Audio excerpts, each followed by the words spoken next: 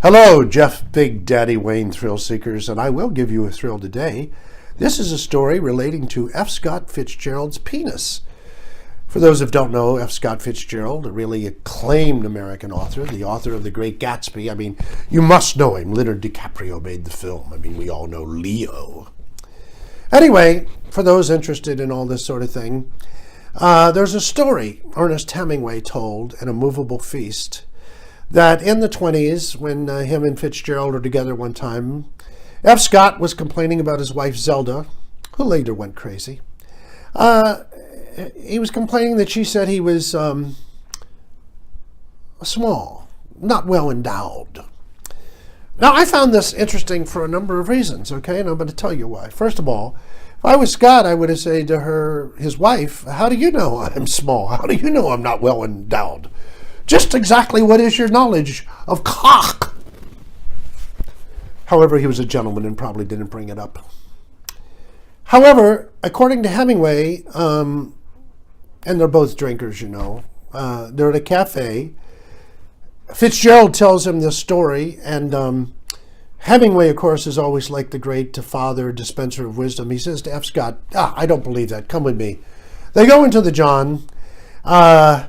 Ernest sits on a stall and has F. Scott in front of him lower his pants to take a look at his equipment, so to speak. He then tells Scott, everything looks normal to me. A budding novelist is certainly an authority on cock. Maybe he knew a lot about it, I don't know. Anyway, according to Hemingway, the next day he takes him on a tour of Paris museums to show him pictures of nude males and statues of nude males, and to show him that his equipment is indeed quite normal. Now, I want to tell you what I believe. Ernest Hemingway was a great storyteller. He's a great author. I enjoy Hemingway, but he loved to make things up. And in his book, posthumously published, A Movable Feast, he tells stories about all these people: Gertrude Stein, Ford Madox Ford, Sherwood Anderson, Ezra Pound. And what's interesting is that was published, after his death, that even early as 1926, when he was becoming famous, everybody was saying, Ernest, that's not true. He would tell stories, make things up, sort of disguise people in literature, which they often do, but it's the storytelling that he would do to people, and they would just go, Ernest, that isn't true. Now, Ernest was a big drinker. So I believe he may have made this story up, and I'll tell you why. F. Scott Fitzgerald's life is pretty well documented. And Fitzgerald was a pretty faithful man to his wife. I say pretty faithful because he was a romantic. He was not a man of affairs. I don't believe there was anything gay about him. He was loyal to Zelda and to Sheila Graham, the he later lived with in Los Angeles. I don't think, from everything I've read, he had a very high libido. And I'll be honest with you, I just don't think a man like Fitzgerald would go in and pull his pants down in front of another man, and they're both drinking at a cafe, and expose himself. What man does that? I mean, even gay guys, I don't know if they go into toilets. I don't know. It's just sort of like, everything I know about Fitzgerald, why would this happen? How could this happen? It just doesn't fit. I think it's a Hemingway story. And I read the story originally and believed it, I'll be honest with you. And I want to tell you, it had a profound effect on me because I immediately started going to museums and looking at paintings and statues to see how I, quote unquote, measured up. That's what I did.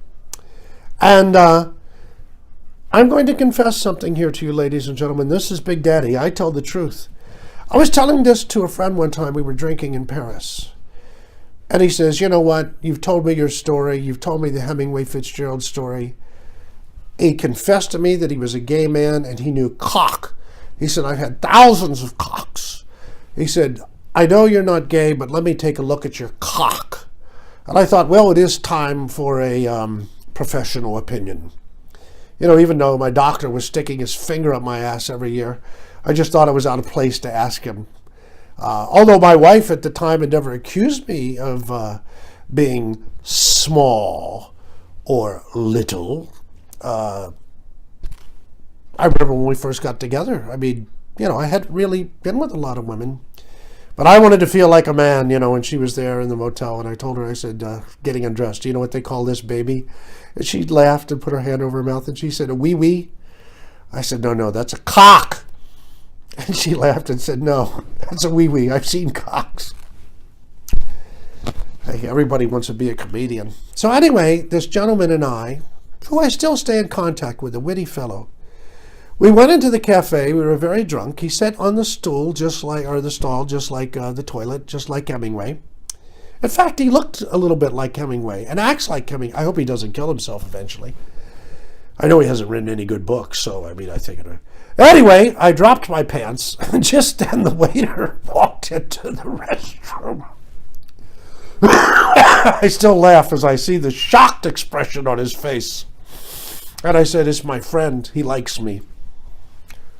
An ad lib. What can I tell you? Anyway, the consensus was that I was a normal, average-sized man. Well, I hope the videos aren't average, because we want you to subscribe, where every week we'll have something new here. Big Daddy knows.